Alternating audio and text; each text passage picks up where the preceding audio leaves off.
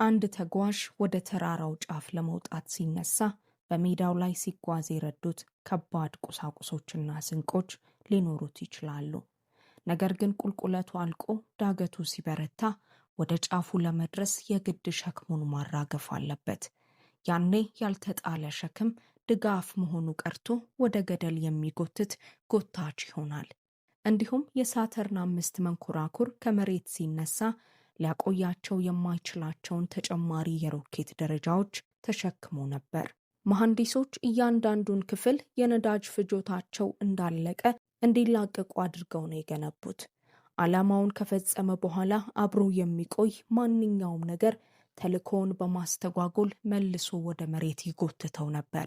ከዚህም እግዚአብሔር በእኛ በአማኞች ሕይወት ውስጥ እንዴት እንደሚሰራ መማር እንችላለን። እርሱ ማንኛውም ግንኙነት ከተመደበለት ወቅት በላይ እንዲቆይ አይፈቅድም። ወደ ጥሪያችን ሊያደርሱን የማይችሉትን ድምጾች፣ ትስስሮችና ግንኙነቶች ሁሉ ያስወግዳል። ወዳጆቼ፣ እግዚአብሔር ለሚመጣው ነገር ሲያዘጋጀን ከኋላ ያለውን ያስወግዳል።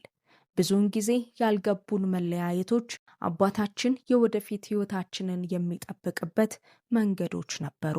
የጎዱን መለያየቶች ብዙውን ጊዜ እግዚአብሔር መንገዳችንን የሚያጸዳበት ጣልቃ ገብነቶች ነበሩ። ላለፈው ሕይወታችን የተመደበው ሁሉ ለወደፊት ሕይወታችን አልተመደበም። ጌታ ስለሚወደን የተሳሳቱ ሰዎች ወደ ተስፋችን ምድር አብረው እንዲጓዙ አይፈቅድም። የተሳሳቱ ሰዎች ለተልእኳችን የታሰበውን ነዳጅ ያባክናሉ። የተሳሳቱ ድምጾች እግዚአብሔር በመንፈሳችን ውስጥ ያስቀመጠውን ራዕይ ያደበዝዛሉ። መጽሐፍ ቅዱስ በዘፍጥረት 12 ቁጥር 1 ላይ እንዲህ በማለት ያሳስበናል። እግዚአብሔርም አብርሃምን አለው፣ ከአገርህ ከዘመዶችህም ከአባትህም ቤት ተለይተህ እኔ ወደማሳየህ ምድር ውጣ አለው። አብርሃም በካራን ድምጾች ተከቦ ሳለ እግዚአብሔር ወዳየለት ዕጣ ፈንታው መግባት አይችልም ነበር። ወደ አዲሱ ተስፋ ከመግባቱ በፊት ጌታ ከሚያውቃቸው ፊቶች ሊለየው ይገባ ነበር። ወዳጆቼ፣ እግዚአብሔር አሁንም በእኛ ሕይወት ተመሳሳይ ነገር እያደረገ ነው። ከመጨመሩ በፊት እየቀነሰ፣ ከመላኩም በፊት እየሞረደ ነው። የአሁኑን ጓደኞቻችንን በጥንቃቄ በማስተካከል የወደፊት ሕይወታችንን እየጠበቀ ነው። ይህ በጨካኝ አምላክ እጅ መጣል አይደለም። ይልቁንም አፍቃሪ በሆነ አባት አቅጣጫ ለማስያዝ የተደረገ የፍቅር መግለጫ ነው። እርሱ መጨረሻውን ከመጀመሪያው ያውቃል። እኛ ገና ያላየነውን ያያል። አባት በእኛ ውስጥ ያለውን ስጦታ ለመጠበቅ ሲል አንዳንድ በሮች ተዘግተዋል። ጌታ በእኛ በኩል ሊለቀው ያቀደውን ነገር ለመጠበቅ ሲል አንዳንድ ጓደኝነቶች ጠፍተዋል። አንዳንድ ሕመም የሚፈጥሩ ስንብቶች መንፈስ ቅዱስ ይህ አይሆንም፣ አሁን አይደለም የሚልበት መንገዶች ነበሩ። ዛሬ እግዚአብሔር የወደፊት ጥሪያችንን ለመጠበቅ ለምን የተወሰኑ ሰዎችን እንደሚያስወግድ አሳያችኋለሁ። በተጨማሪም በኃያሉ በኢየሱስ ስም ታላቅ ጸሎት አብረን እንጸልያለን። ስለዚህ እስከ መጨረሻው ድረስ ተከታተሉና የዚህን ጸሎት በረከት ለመቀበል ልባችሁን ክፈቱ። እግዚአብሔር ተገቢ ያልሆኑ ትስስሮችን በሉዓላዊነት ማስተካከሉ።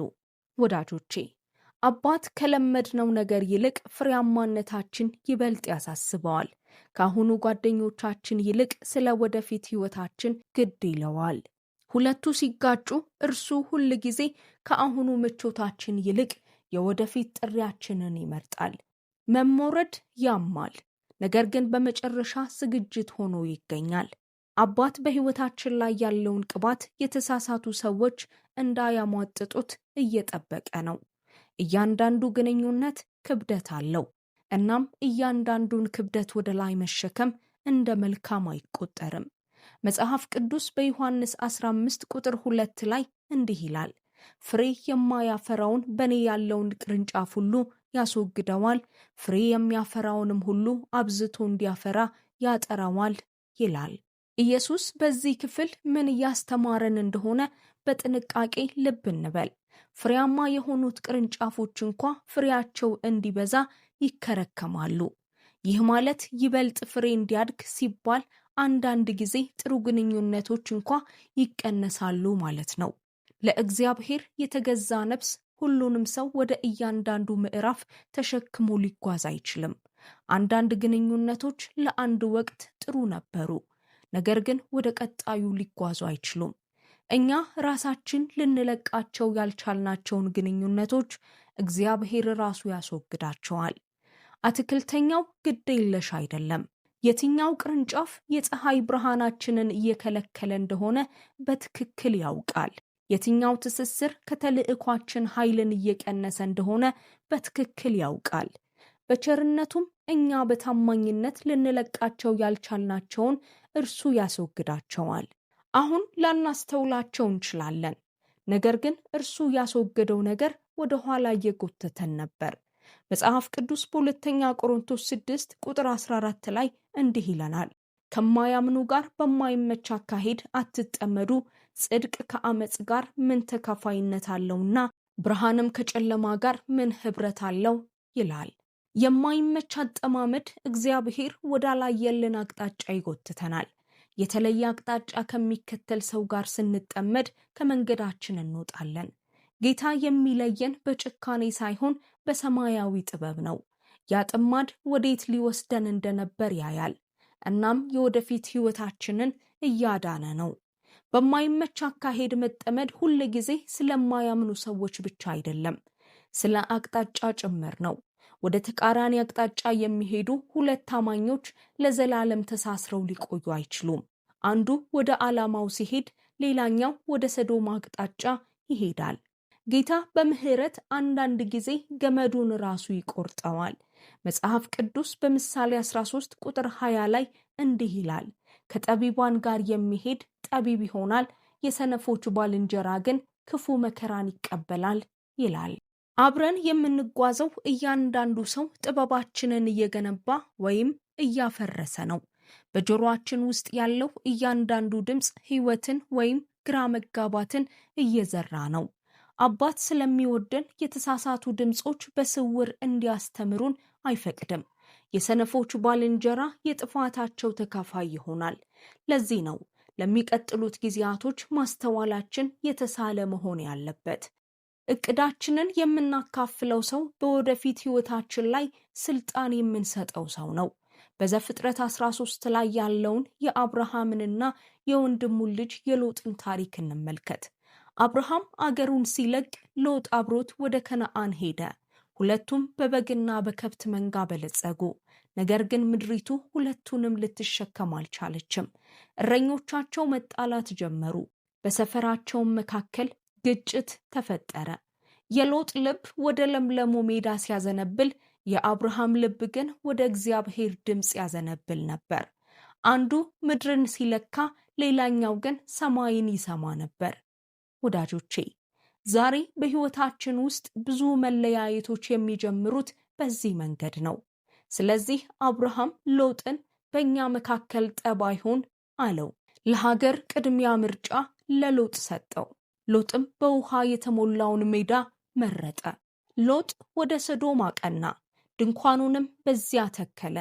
አብርሃም ግን እግዚአብሔር ባስቀመጠው ቦታ ቀረ። መለያየቱ እንደ ኪሳራ ተሰማ፣ ነገር ግን ቦታን የማመቻቸት ሥራ ነበር። አብርሃም በእርሱ በኩል የእግዚአብሔር የተመረጠ ሕዝብ እንደሚመጣና ለአሕዛብም የበረከት በር እንደሚከፈት አላወቀም ነበር። ይህ የአሕዛብ በረከት ደግሞ ከሰዶም ጋር በተበከለ ግንኙነት ሊገኝ አይችልም። ከዚህ አሳማሚ መለያየት በኋላ ወዲያውኑ የሚሆነውን ልብ በሉ።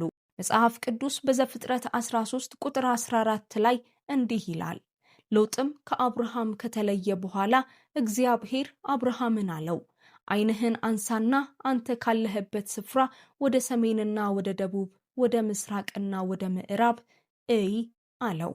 አስተውሉ፣ እግዚአብሔር ሙሉውን ተስፋ የተናገረው ሎጥ ከሄደ በኋላ ነው። አብርሃም በሁሉም አቅጣጫ ምድሪቱን ማየት የቻለው ምድራዊ እይታ የነበረው ባልንጀራው ከሄደ በኋላ ብቻ ነው። ሎጥ እስካለ ድረስ ተስፋው ከፊል ነበር። እግዚአብሔር ሙሉውን የሚናገረው እርሱ ራሱ እንዲቀንስ ለፈቀዱለት ሰዎች ነው። በማይመች አካሄድ የተጠመዱበትን ጓደኝነት ለለቀቁ ሰፊ እይታን ይሰጣል። አንዳንዶቻችሁ እግዚአብሔር ለምን እስካሁን ሙሉውን ምስል እንዳላሳያችሁ እየጠየቃችሁ ነው። ምናልባት እግዚአብሔር ሙሉውን ምስል ያልገለጠልህ አሁንም አብሮህ መጓዝ የሌለበትን ለውጥ ሙጥኝ ብለህ ስለያዝክ ሊሆን ይችላል። የተሳሳተው ተጓዥ ወደ ጎን እስኪል ድረስ አባት ሙሉውን ተስፋ አይገልጥልህም። የወደድነው ሰው ሲሄድ እንደሚጎዳ አውቃለሁ።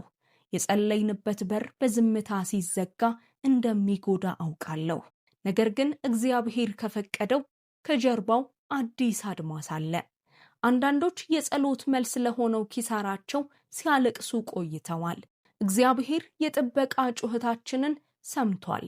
መልሱንም መርዙን በመቀነስ ሰጥቶናል። መጽሐፍ ቅዱስ በአሞጽ 3 ቁጥር 3 ላይ እንዲህ ይለናል፣ በውኑ ሁለት ሰዎች ባይስማሙ በአንድነት ይሄዳሉን ብሎ ይናገራል። ሁለት ሰዎች በቃል ኪዳን ውስጥ ምን ያህል ርቀት አብረው መጓዝ እንደሚችሉ የሚወስነው ስምምነት ነው። ስምምነቱ ሲፈርስ ጉዞውም ውሎ አድሮ መፍረስ አለበት። ይህ መራራነት አይደለም። ይህ የመጣጣም መንፈሳዊ ሕግ ነው። ቀጣዩ ጥሪያችን እግዚአብሔር በእኛ ውስጥ ከሚያደርገው ነገር ጋር የሚስማሙ ባልንጀሮችን ይፈልጋል። አንድ ሰው እግዚአብሔር ወደሚወስደን ቦታ አብሮ ለመሄድ የማይስማማ ከሆነ ሽርክናው ውሎ አድሮ ይፈርሳል። እነርሱን ለመልቀቅ አሻፈረኝ ካልን እግዚአብሔር የሚጠራንን መንገድ አሻፈረኝ እንላለን። የተሳሳተውን ባልንጀራ እንልቀቅና ጌታ አዲሱን አድማስ ሲለቅ እንመልከት። አሁን ህመም የሚፈጥሩብንን መለያየቶች እንደ ሰማያዊ ጣልቃ ገብነት እንመልከታቸው። ወዳጆቼ፣ በህይወታችን ውስጥ ያሉት አንዳንድ ጥልቅ ቁስሎች በእውነቱ ተመልሰው የመጡ ማዳኖች ነበሩ። እንደመተው ተሰምቶን የነበሩት አንዳንድ ጊዜያት ጌታ በእኛ ምትክ ጣልቃ መግባቱ ነበር። እንደ ክህደት ተሰምቶን የነበሩት አንዳንድ ጊዜያት ጌታ ልንሸከመው ያልቻልነውን ክብደት ማስወገዱ ነበር። እግዚአብሔር ጥበበኛ አባት ነው። እርሱ የሚፈቅደው እያንዳንዱ መለያየት እርሱ የሚዘረጋው ረቂቅ ንድፍ ነው። እርሱ ከኛ በላይ ያያል፣ ከኛ በላይ ይራመዳል። አንድ በር በድንገት ሲዘጋ እርሱ ገና ያላየነውን በር እየከፈተ ነው። አንድ ጓደኝነት በድንገት ሲደመደም ልንቀበለው ወደሚገባን ተልእኮ እየላከን ነው። ወዳጆቼ፣ ህመም የሚፈጥሩ መለያየቶች በእግዚአብሔር መንግስት ውስጥ በአጋጣሚ የሚሆኑ አይደሉም። መጽሐፍ ቅዱስ በአንደኛ ቆሮንቶስ 15 ቁጥር 33 ላይ እንዲህ ይለናል፣ አትሳቱ፣ መጥፎ ባልንጀርነት መልካሙን አመል ያጠፋል ይላል። ብልሽት ሁል ጊዜም በዝምታ እንደሚመጣ በጥንቃቄ ልብ እንበል። በጊዜው ማስተዋል አንችልም። ልምዶቻችንን፣ ቃላቶቻችንንና ውሳኔዎቻችንን ቀስ በቀስ ይቀርጻል። በጊዜ ሂደት የተሳሳተ ጓደኝነት የምንወርሰውን ማንነት መልሶ መጻፍ ይጀምራል። እግዚአብሔር ያ ብልሽት ከጥሪያችን እያራቀን እንደሆነ ሲያይ ጣልቃ ይገባል። አንዳንድ ጊዜ ቀስ በቀስ እየራቀን መሆናችንን እስክናውቅ ድረስ አይጠብቅም። ስለ ወደፊት ህይወታችን ግድ ስለሚለው በእኛ ምትክ ይንቀሳቀሳል። አንዳንዶቻችሁ በቅርቡ ጓደኝነትን አጥታችኋል፣ ልባችሁም ተሰብሯል። ነገር ግን በቅርብ ተመልከቱ፣ ልንሆን ወደማይገባን ሰው እየተቀረጽን ነበር። የምናለቅስለት መለያየት በስውር ስንጸልይበት የነበረው የመዳን መንገዳችን ሊሆን ይችላል። መጽሐፍ ቅዱስ በፊልጵስዩስ 3 ቁጥር 13 እና 14 ላይ እንዲህ ይለናል፣ ወንድሞች ሆይ እኔ ገና እንዳልያዝኩት እቆጥራለሁ። ነገር ግን አንድ ነገር አደርጋለሁ፣ በኋላዬ ያለውን እየረሳሁ በፊቴ ያለውን ለመያዝ እዘረጋለሁ። በክርስቶስ ኢየሱስ ከፍ ከፍ ያለውን የእግዚአብሔርን መጥራት ዋጋ እንዳገኝ ምልክትን እፈጥናለሁ ይላል። ጳውሎስ የሚያስተምረን ወደፊት መዘርጋት ከኋላ ያለውን መርሳትን እንደሚጠይቅ ነው። ለመንቀሳቀስ እምቢ ከሚሉ ግንኙነቶች ጋር እየተጣበቅን ወደ ላይኛው ጥሪያችን መግባት አንችልም። እግዚአብሔር እጆቻችንን ባዶ ሊያደርጋቸው ሲፈልግ እርሱ ያስወገዳቸው ነገሮች እጆቻችንን ይዘው ነበር። እግዚአብሔር ያስወገዳቸው አንዳንድ ነገሮች አዲሱ ተልኳችን ሊሞላው የሚገባውን ቦታ ይዘው ነበር። አባትም በቸርነቱ እኛ ልናደርገው ባልቻልን ጊዜ አስወገደው። በዘፍጥረት 31 ላይ ያለውን የያዕቆብንና የአማቱን የላባን ታሪክ እናስብ። ያዕቆብ መንጋውንና ቤተሰቡን እያሳደገ ላባን ለ20 ዓመታት አገልግሏል። ነገር ግን ላባ ገና ከጅምሩ አታሎታል። በሰርጉ ምሽት በራሄል ፋንታ ልያን ቀይሮ ሰጥቶታል። ለ20 ረጅም ዓመታት ላባ የያዕቆብን ደሞዝ 10 ጊዜ ቀይሯል። ያዕቆብ እውነተኛ እድገት ባደገ ቁጥር ላባ ደንበሩን መልሶ ያንቀሳቅሰዋል። ያዕቆብ ባደገ ቁጥር ላባ የሚያስርበት መንገድ ያገኛል። መርዛማ ትስስር ነበር። ያዕቆብም በውስጡ ተጠምዶ ነበር። ታማኝነት ወደ ባርነት ሲቀየር ያ ትስስር ሊበጠስ የሚችለው በእግዚአብሔር ብቻ ነበር። በዚያን ጊዜ እግዚአብሔር ያዕቆብን እንዲህ አለው፣ ወደ አባቶችህ ምድር ተመለስ አለው። እግዚአብሔር ያዕቆብን ለበረከቱ ለማዘጋጀት ከላባ እጅ እያወጣው ነበር። መጽሐፍ ቅዱስ በዘፍጥረት 31 ቁጥር 3 ላይ እንዲህ ይላል፣ እግዚአብሔርም ያዕቆብን ወደ አባትህ ምድር ወደ ዘመዶችህም ተመለስ፣ ከአንተ ጋር እሆናለሁ አለው ይላል። ያዕቆብ ሚስቶቹን ልጆቹንና መንጋውን ሰብስቦ በዝምታ ሄደ። ጌታ ያንን ወቅት አስቀድሞ ስለዘጋው ለመጨረሻ ድርድር አልቆመም። ላባ በቁጣ ሲያሳድደው እግዚአብሔር ራሱ በሕልም አስጠነቀቀው። ጌታ ላባን ለያዕቆብ የምትናገረውን ተጠንቀቅ አለው። አባት ላባ ሊሻገረው የማይችል ድንበር አበጀ።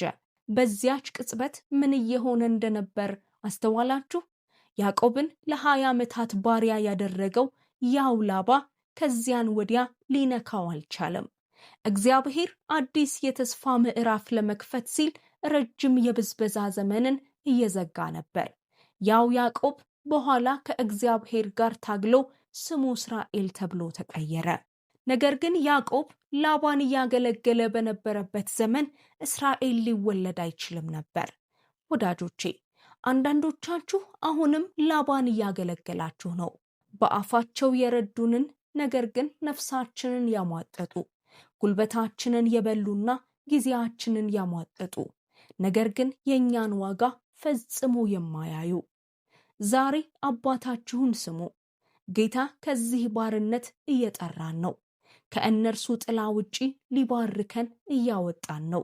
ታላቁ ምዕራፋችን ከዚህ ከባድ ስንብት ማዶ ነው። መጽሐፍ ቅዱስ በኢሳይያስ 43 ቁጥር 18ና 19 ላይ እንዲህ ያሳስበናል። የፊተኛውን ነገር አታስተውሉ፣ የጥንቱንም ነገር አታስቡ። እነሆ አዲስ ነገርን አደርጋለሁ፣ እርሱም አሁን ይበቅላል፣ እናንተም አታውቁትምን? በምድረ በዳም መንገድን በበረሃም ወንዞችን አደርጋለሁ ይላል።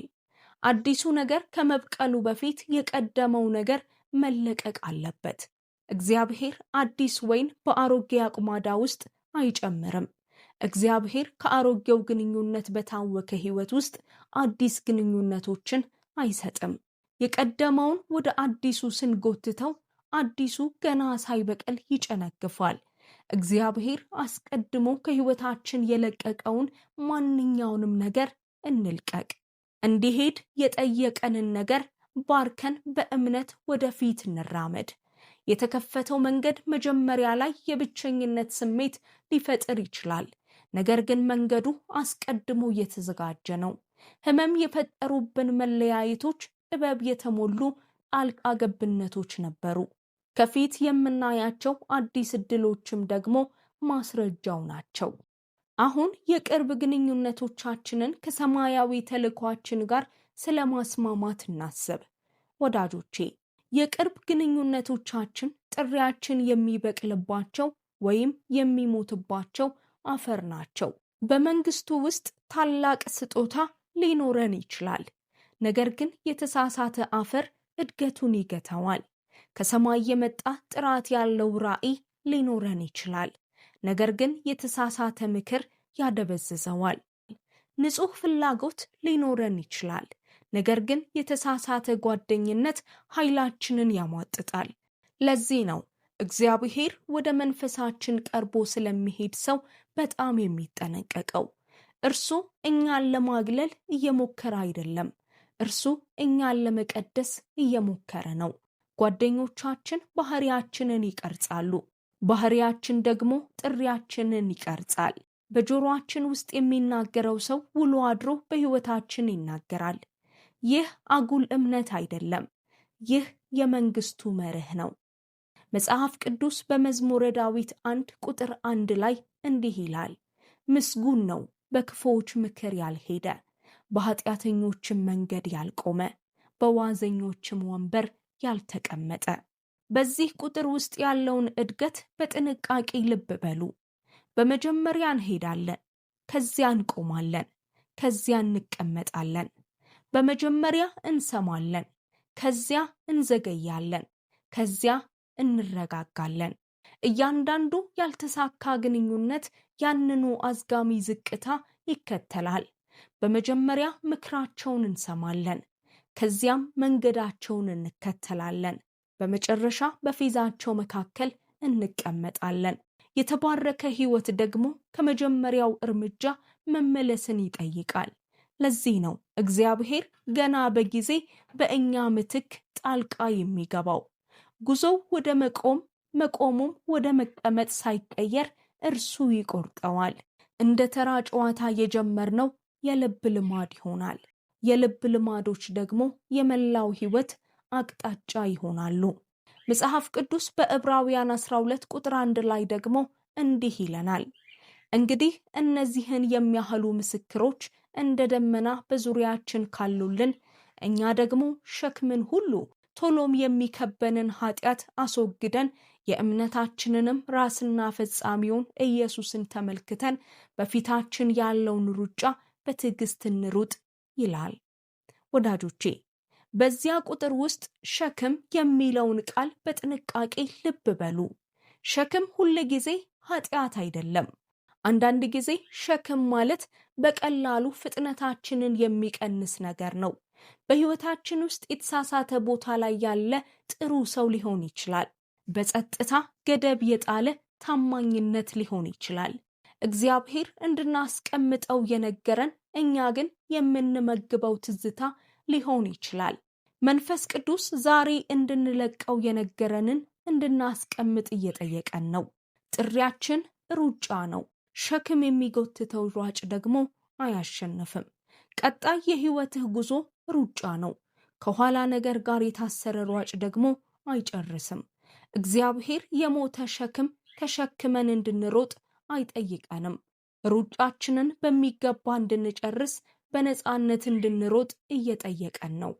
በሐዋርያት ሥራ መጽሐፍ ውስጥ የጳውሎስንና የበርናባስን ታሪክ ተመልከቱ። ጳውሎስና በርናባስ በጥንታዊቷ ቤተ ክርስቲያን ውስጥ ጌታን በታማኝነት አገልግለዋል። በአንጾኪያ፣ በቆጵሮስና በእስያ አብያተ ክርስቲያናትን ተክለዋል። ስማቸው በአንድ ላይ ይጠራ ነበር። አገልግሎታቸው እያደገ ነበር። ከዚያም ጳውሎስ የተከተሏቸውን አብያተ ክርስቲያናት እንደገና እንዲጎበኙ ሐሳብ አቀረበ። በርናባስ ዮሐንስ የተባለውን ማርቆስን ይዘው እንዲሄዱ ፈለገ። ጳውሎስ ግን እምቢ አለ። ዮሐንስ የተባለው ማርቆስ በቀደመው ጉዟቸው ላይ ትቷቸው ሄዶ ነበር። በዚያ ምክንያት ጳውሎስ አላመነውም ነበር። በመካከላቸውም ከፍተኛ ክርክር ተነሳ። መጽሐፍ ቅዱስ በሐዋርያት ሥራ 15 ቁጥር 39ና 40 ላይ እንዲህ ይላል፣ ስለዚህም እርስ በርሳቸው እስኪለያዩ ድረስ መከፋፋት ሆነ። በርናባስም ማርቆስን ይዞ በመርከብ ወደ ቆጵሮስ ሄደ። ጳውሎስ ግን ሲላስን መረጠ። ወንድሞችም ለእግዚአብሔር ጸጋ አደራ ከሰጡት በኋላ ወጣ ይላል። አሁን መንፈስ ቅዱስ በዚህ ምን እንዳደረገ በጥንቃቄ ተከታተሉ። ሁለት የተቀቡ ሰዎች ተለያዩ። ሆኖም በሁለቱም ወገን የእግዚአብሔር መንግሥት ተስፋፋ። በርናባስ ወደ ቆጵሮስ ሄዶ ወጣቱን ዮሐንስ የተባለውን ማርቆስ ወደ ጠቃሚ አገልግሎት መለሰው። ጳውሎስ ከሲላስ ጋር ሄዶ በመቄዶንያና በግሪክ አብያተ ክርስቲያናትን ተከለ። ከአንድ የሚስዮናዊ ቡድን ይልቅ እግዚአብሔር ሁለትን አስነሳ። መለያየቱ መንግስቱን ከማቀጨጭ ይልቅ አበዛው። ቆጵሮስ በርናባስን ትፈልግ ነበር። መቄዶንና አካባቢው ደግሞ ጳውሎስን ይፈልግ ነበር።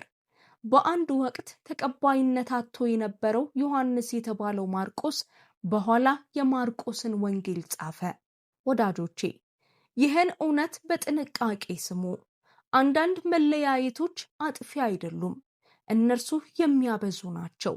እግዚአብሔር ተጽዕኖውን እጥፍ ለማድረግ ሲል ጥሩ ሽርክናን ይከፋፍላል። ሁለታችንም ለብቻችን አዲስ አገልግሎት መጀመር እንድንችል ከአንድ ሰው ጋር ያለንን አብሮነት እንዲያበቃ ያደርጋል። ያ የምናለቅስለት ኪሳራ የእኛንና የእነርሱን የህይወት ፍሬ እጥፍ አድርጎት ሊሆን ይችላል። አንዳንድ ጊዜ እግዚአብሔር ትልቅ ነገርን ለመልቀቅ ሲል ጥሩ ነገርን ይሰብራል።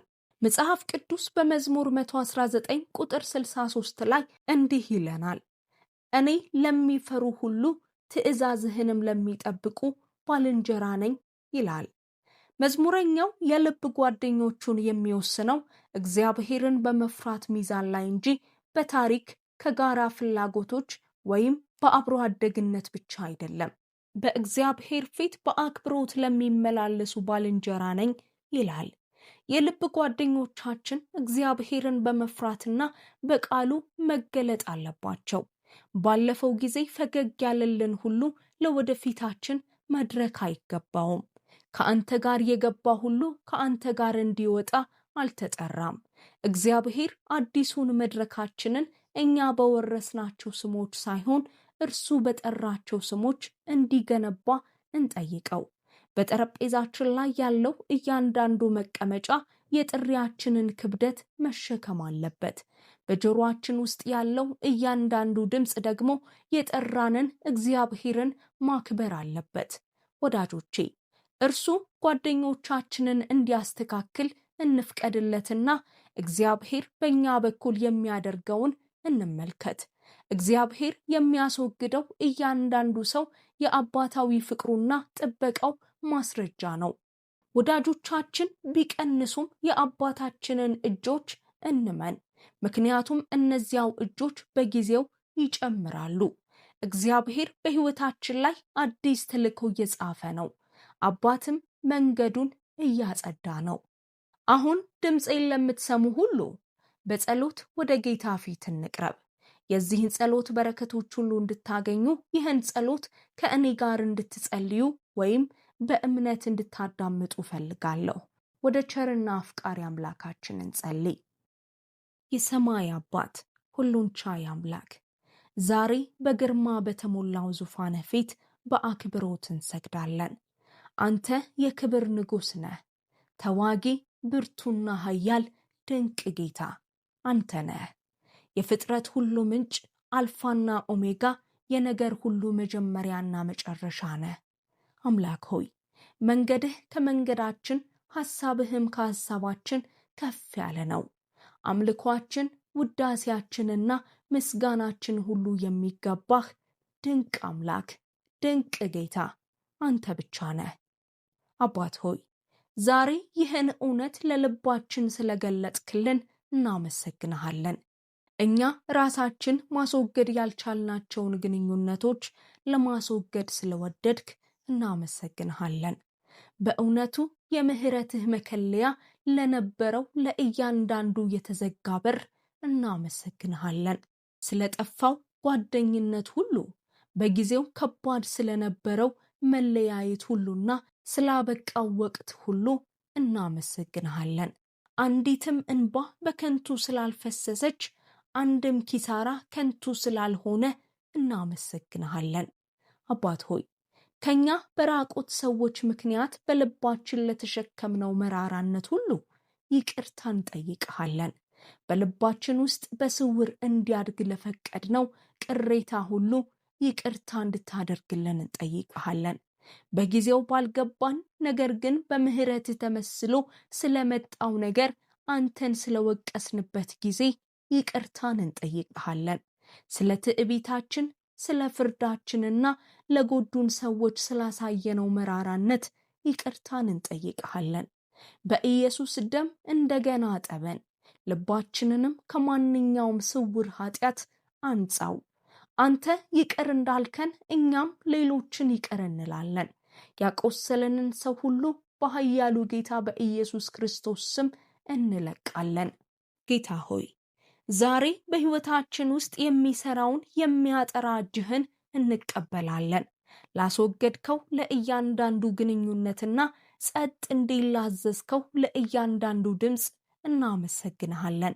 ልባችን ለሉዓላዊ ፈቃድህ እንደሚገዛ በኢየሱስ ስም እናውጃለን። አንተ የለቀቅከውን አንከተልም፣ አንተ የቆረጥከውን አንጣበቅም ብለን እናውጃለን። ከተሳሳቱ ሰዎች ጋር ሊያቆራኘን የሞከረውን የሐሰት ታማኝነት መንፈስ ሁሉ እንገስጻለን። ከመርዛማ የዘር ግንድ ጋር አቆራኝቶን የቆየውን የትውልድ ትስስር ሁሉ እንገስጻለን።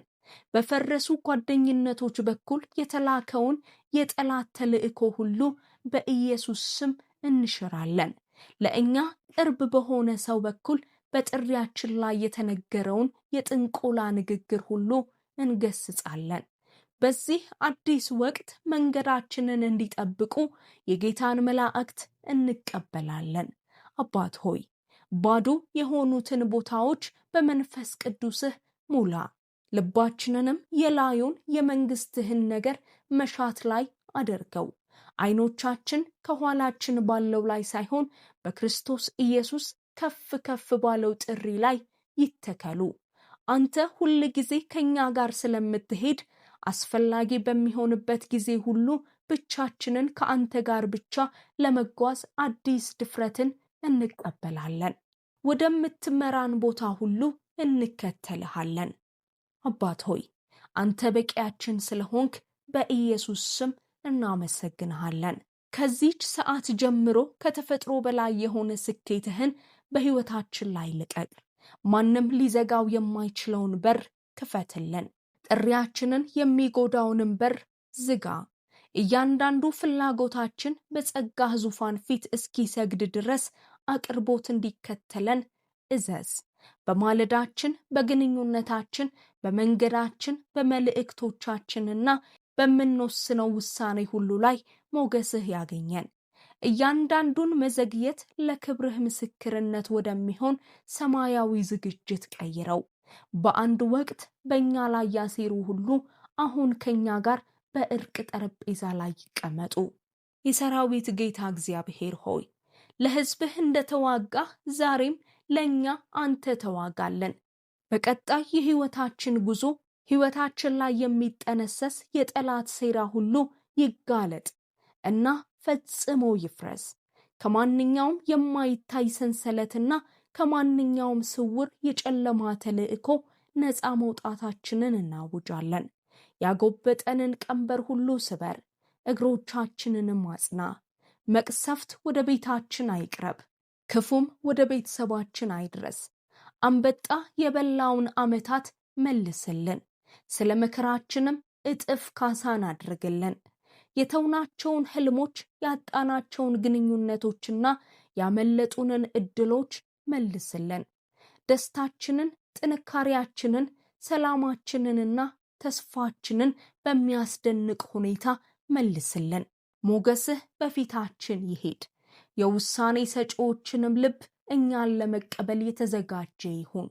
ቸርነትህና ምሕረትህ በሕይወታችን ዘመን ሁሉ ይከተሉን። የእጆቻችንን ሥራ ሁሉ ባርክ፣ አብዛም። የድካማችን ፍሬ ሁሉ ጭንጫ ላይ አይውደቅ።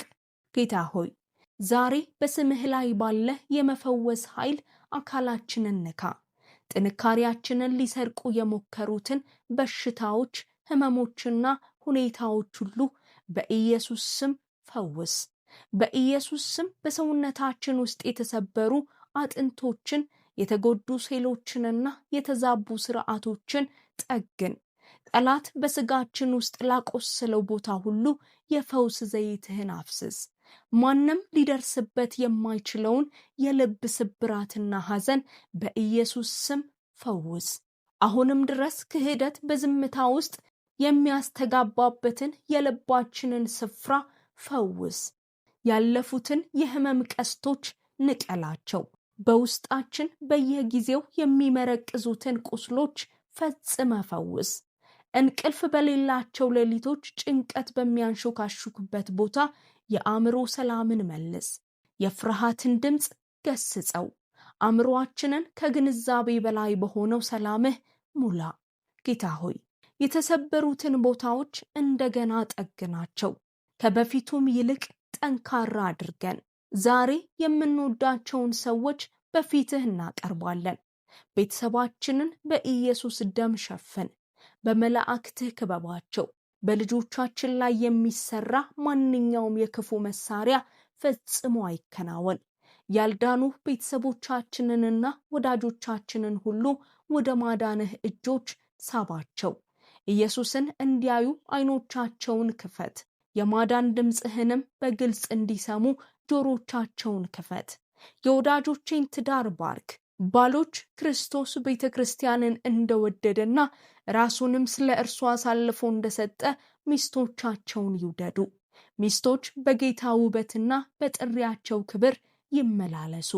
ልጆቻችንን ከማንኛውም ወጥመድ፣ ከተሳሳተ ጓደኝነትና ከማንኛውም ስውር ወጥመድ ጠብቃቸው። ልጆቻችን በዓላማህ ውስጥ እንዲመላለሱና ለስምህ ክብር እንዲያመጡ መንገዳቸውን አቅና። ትምህርታቸውን፣ ስራቸውን፣ ጤናቸውን፣ አእምሮአቸውንና ቤታቸውን በተትረፈረፈ ሰላም ባርክ። ትዳር ለሌላቸው ፈቃድህ ያለበትን ዓላማህን ለመፈጸም አብሮ መጓዝ የሚችሉበትን የተባረከ ትዳር ስጣቸው። ጌታ ሆይ ቃላት ሊገልጹት የማይችሉትን ስውር ትግል ሁሉ በፊትህ እናቀርባለን። በዝምታ የምናለቅሰውን እንባና ፍርሃታችንን አንተ ታያለህ። ጮክ ብለን ፈጽሞ የማንናገራቸውን ያልተመለሱ ጥያቄዎችን፣ የፈረሱ ህልሞችንና በነፍሳችን ውስጥ ያለውን ዝም ያለ ሐዘን አንተ ታውቃለህ። እያንዳንዱን ሸክም በጽኑ እጆችህ ላይ እናኖራለን። ልንሸከመው በማንችለው ነገር ላይ አንተን እንታመናለን። ገና መጸለይ ያልቻልናቸውን ጸሎቶች መልስልን። አንተ ብቻ ማየት የምትችለውንም ቁስል ፈውስ። ጌታ ሆይ ይህን ጸሎት ከሚሰሙት ሁሉ ጋር በአንድነት ስንጸልይ አሁን በፊትህ ለተከፈቱ ለእያንዳንዱ ልቦች አመሰግንሃለሁ። እርስ በርሳችን እየጸለይን በመስማማት በፊትህ አለን። በእያንዳንዱ ህመም ላይ ፈውስን፣ በሕይወታችን ውስጥም በእያንዳንዱ መዘግየት ላይ ስኬትን እናውጃለን። በእያንዳንዱ ውጊያ ላይ ድልን፣ ከእያንዳንዱ የጨለማ ተልእኮም ነፃ መውጣትን እናውጃለን። በማንኛውም ወቅት ጠላት ከእኛ ለሰረቀው ነገር ሁሉ መመለስን እናውጃለን። እያንዳንዳችንን እግዚአብሔርን በሚፈሩ ከተልእኳችን ጋር በሚጣጣሙና በቃል ኪዳን ባልንጀሮች ስለከበብከን እናመሰግንሃለን። ጎጂ የሆነውን አስወግደህ ቅዱስ በሆነው ስለተካኸው እናመሰግንሃለን። ጸሎታችንን ስለሰማህና ስለመለስክ እናመሰግንሃለን። ጌታ ሆይ ክብርና ምስጋና ሁሉ ለአንተ ይሁን። መንግሥት ያንተ ናትና ኃይልና ክብር ከዘላለም እስከ ዘላለም ለአንተ ይሁን። በኃያሉ ጌታ በኢየሱስ ስም እንጸልያለን። አሜን። የዚህ ጸሎት በረከቶች ሁሉ አሁን በእናንተ ላይ እንደሆኑ በኢየሱስ ስም አውጃለሁ። በዚህ ጸሎት ከተባረካችሁ አሜን የሚለውን ቃል ከታች ባለው የአስተያየት መጻፊያ ቦታ ላይ ይጻፉ። ሌሎች ሐሳብ አስተያየቶችም ካሏችሁ እንዲሁ አካፍሉን። ለብዙ ሰዎች እንድንደርስና ወንጌልን ለማሰራጨት ልትረዱን ትችላላችሁ። ቪዲዮውን ከጓደኞቻችሁ ወይም ከቤተሰቦቻችሁ ጋር በማጋራት እና እናንተም ላይክ የሚለውን ቁልፍ በመጫን ይህን ማድረግ ትችላላችሁ። ለተጨማሪ ቪዲዮዎች ቻናላችንን ሰብስክራይብ ማድረጋችሁን አይርሱ። ቤተሰባችንንም ይቀላቀሉ። የምታደርጉትን ሁሉንም አይነት ድጋፍ እናደቃለን። ጌታ ኢየሱስ ይባርካችሁ። በረከት ለመሆን ተባርካችኋል። የጸሎት ጥያቄዎቻችሁን በኮሜንት መስጫው ላይ ከማስቀመጥ አትከልከሉ።